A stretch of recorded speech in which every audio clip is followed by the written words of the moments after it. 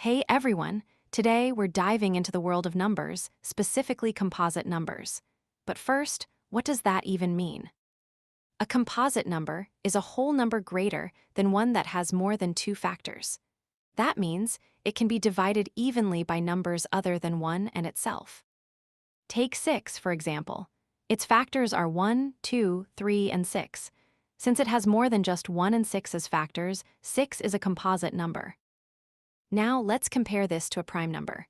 Prime numbers only have two factors, 1 and themselves.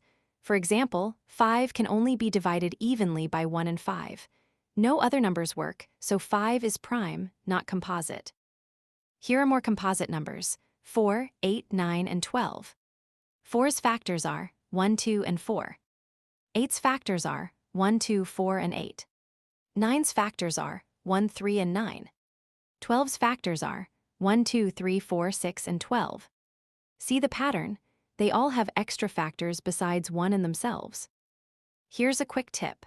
If a number can be divided evenly by a smaller number other than 1, it's composite.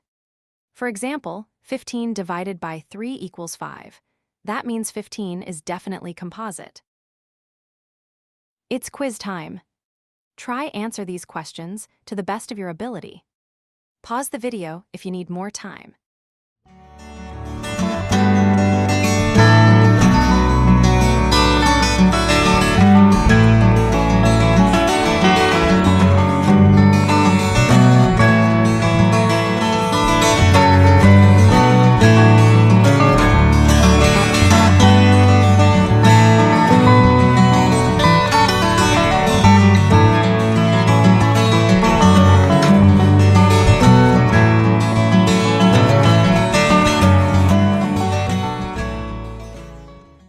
And that's it. Thank you so much for watching.